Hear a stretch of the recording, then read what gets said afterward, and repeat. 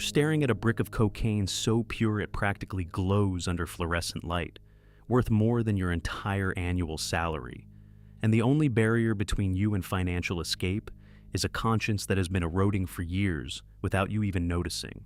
You're a DEA agent with a decade in federal jurisdiction, a resume built on raids in Bogota, surveillance ops in Sinaloa, and the memory of partners bleeding out beside you while chasing men who will never face consequences equal to their crimes. Somewhere along the way, the mission stopped feeling noble and started feeling hollow because the good guys you idolized don't retire wealthy or respected. They burn out, get divorced, and quietly disappear into irrelevance while the criminals they chase accumulate generational wealth. Your partner Marcus still believes, still reads the oath like it matters, still goes home to a wife who packs his lunch and kids who think he's invincible, but you lost that version of yourself the day your divorce stripped you down to nothing but a badge and resentment. The bust is flawless. 400 kilos seized, suspects detained, paperwork clean, until you notice the junior agent miscounting, logging 392 kilos, and in that quiet clerical error, 8 kilos of Colombian powder vanish into bureaucratic oblivion. You could correct it, restore integrity to the system, or you could convert that invisible discrepancy into $60,000 by tomorrow, a number that echoes louder than any oath you've ever taken.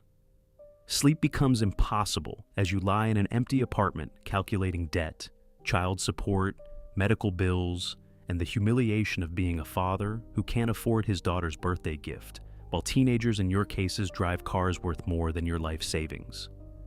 The system you sacrificed your body for won't even cover the surgery your shoulder needs after a Tucson raid gone wrong.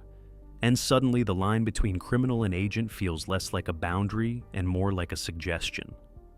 So you call Diego, a confidential informant turned fence, a man who exists in the gray space between enforcement and exploitation. And when you offer him pure product, his silence confirms the gravity of what you're proposing.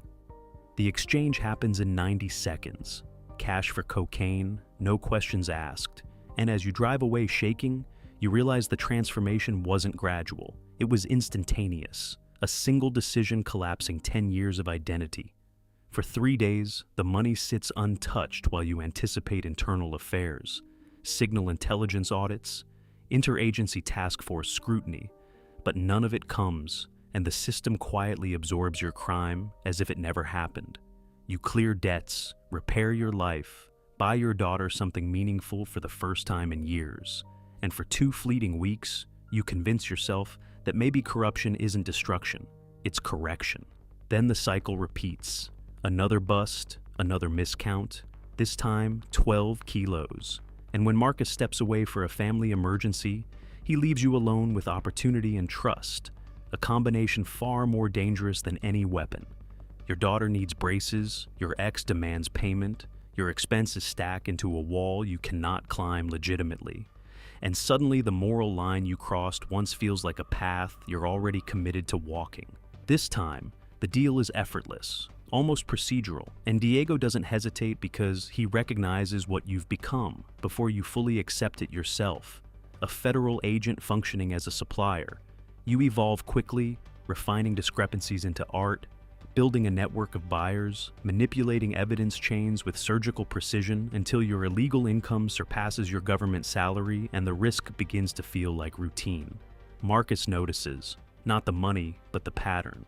And when he jokes about your obsession with evidence logs, his smile lingers just long enough to suggest that humor might be masking suspicion. 6 months in, you've accumulated $400,000, upgraded your life, repaired relationships superficially, and convinced yourself that you've outsmarted both criminals and the system designed to catch them. Then Diego asks a question that shifts everything.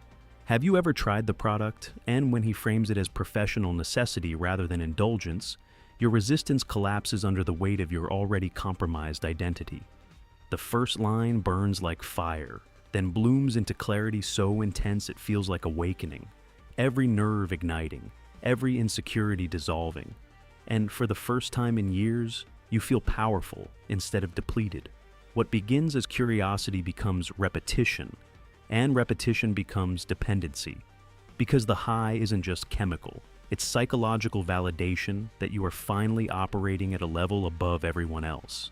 But the crash is catastrophic, stripping you down to emptiness so profound that the only perceived solution is more cocaine, creating a loop that rewires your priorities faster than you can rationalize them.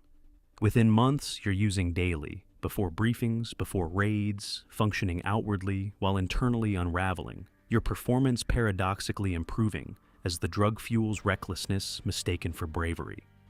The math collapses as your habit consumes thousands weekly, forcing you into a self-perpetuating cycle of stealing drugs to sell drugs to afford drugs, a system that feeds on itself with no exit strategy. Marcus confronts you directly, noting weight loss, tremors, behavioral shifts.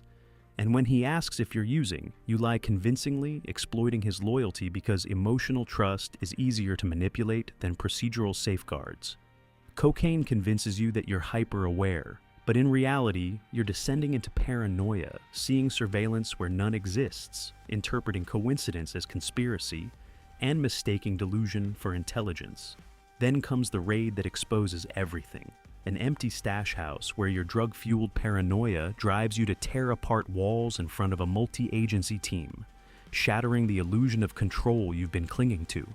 Marcus pulls you out, shields you from scrutiny, protects you despite mounting evidence, because even now, his instinct is loyalty over judgment, a decision that will haunt both of you.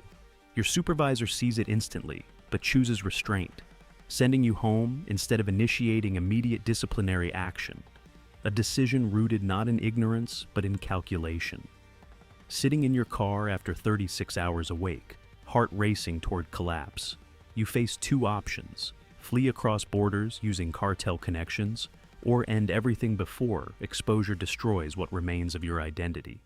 As you hold your service weapon, contemplating finality, a quieter voice cuts through the chaos, not offering redemption, just a third option you hadn't considered: stop.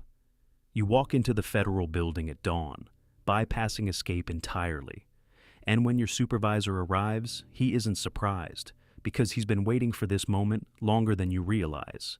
You confess everything: the thefts, the addiction, Diego, the network, and instead of arresting you, he offers something unexpected: cooperation in exchange for reduced consequences, leveraging your collapse into operational advantage.